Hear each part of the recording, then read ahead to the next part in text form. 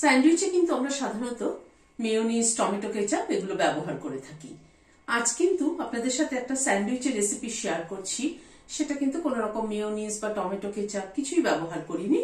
মিষ্টি আলু স্যান্ডউইচ। চলুন তাহলে দেখে নি কি করে বানালাম। 3টে মিষ্টি আলু সেদ্ধ করে নিয়েছি। মিষ্টি আলুটার খোসাটা ছাড়িয়ে নিচ্ছি আগে। মিষ্টি আলু খাওয়া কিন্তু স্বাস্থ্যের পক্ষে ভীষণই ভালো। স্যান্ডউইচ বলতে আমরা সাধারণত মেয়োনিজ, টমেটো সস না হলে স্যান্ডউইচ হয় না, কিন্তু আজকে পুরো একদম অন্যরকম ভাবে করব। ঘরে থাকা সমস্ত সাধারণ উপকরণ দিয়ে স্যান্ডউইচটা হবে। এবার মিষ্টি আলুটাকে স্ম্যাশ করে নিচ্ছি হাত দিয়ে। মিষ্টি আলুগুলোকে ভালো করে স্ম্যাশ করে নিলাম। একটা পেঁয়াজ কুচি কুচি করে কেটে নিয়েছি, সেটা দিয়ে দিলাম। 2টো কাঁচা লঙ্কা কুচি করে নিয়েছি, সেটা দিয়ে দিলাম।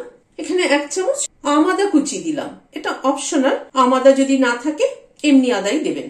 অল্প একটু ধনেপাতা কুচি দিয়ে দিলাম। নুন দিয়ে দিলাম। আমচুর পাউডার দিলাম 1 চামচ। চাট মশলা দিলাম 1/2 চামচ।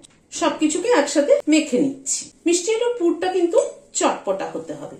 যেহেতু এখানে টমেটো সস বা মেয়োনিজ ব্যবহার করছি না, সেই জন্য মিষ্টি আলুর পুরটাকে চটপটা করার জন্য চাট মশলা আর আমচুর পাউডার ব্যবহার করলাম। ভালো করে মেখে নিলাম। স্যান্ডউইচের ফিলিংটা তৈরি হয়ে গেল। 4 পিস ব্রেড নিয়েছি।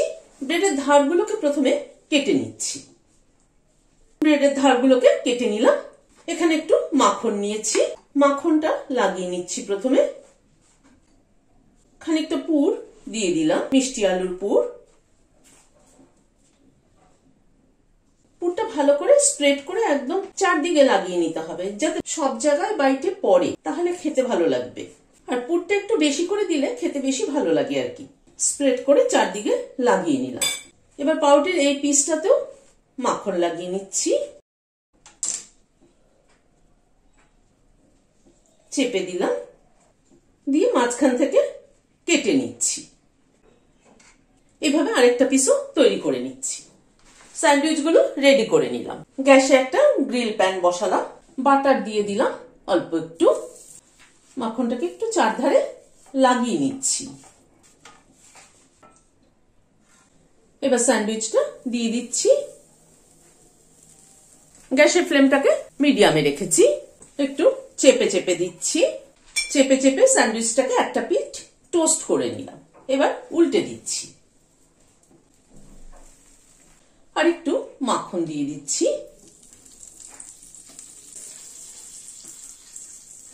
এই পিঠটাও চেপে চেপে টোস্ট করে নিলাম। এবার তুলে নিচ্ছি। ভিডিওটি যদি ভালো লেগে থাকে তাহলে লাইক এবং সাবস্ক্রাইব করার অনুরোধ রইল। আজ তাহলে এখানে শেষ করছি। নমস্কার।